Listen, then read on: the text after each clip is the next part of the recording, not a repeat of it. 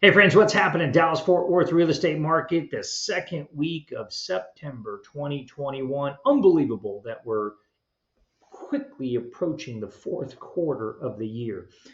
Well, we're going to talk a little bit about what's happening in the market in the last couple of weeks, and I have a tip for sellers to increase your certainty that a contract's going to close. Before I get into that, I'm David Russell with the Russell team. Thank you for watching this video in our video series about buying, selling, and owning real estate.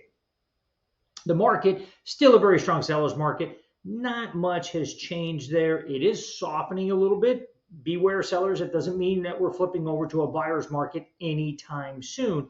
It just means we're not seeing 70 offers on a home. We're seeing 3 or 10, or in some cases, probably still more, depends on the house and the location. If you look at this link in this post somewhere, in this email, there's going to be a link to a lawyer's title report showing us what's happened by county in terms of contracts and pending and closings over the last couple of weeks. Check that out. Very interesting data for my data geeks out there.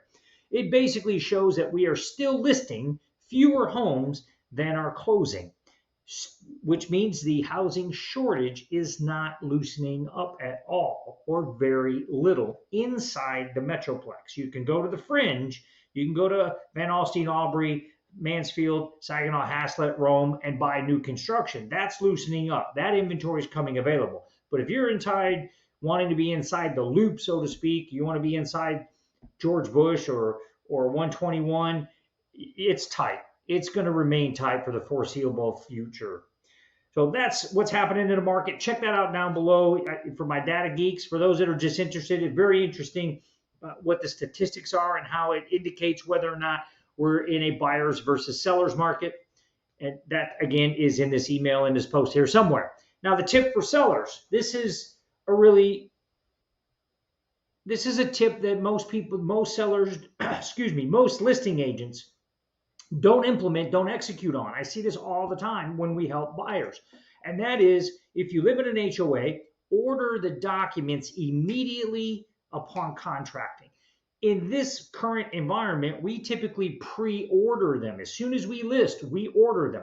We want those HOA documents to be delivered as quickly as possible. If we have them in hand and they're up to date, even better. Why is that so important?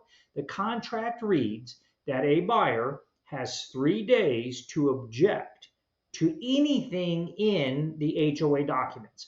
So if those documents don't get delivered until 3 days before closing, and that buyer sees that there is some kind of a special assessment with the HOA is in the rears or they're in the red, the budgetary, they don't have enough money in reserves, they can't have a purple garbage can, and that's what they have to have. The buyer has to have a purple trash can. They can cancel that contract up to and including the day of closing, as they have 3 days to review those documents.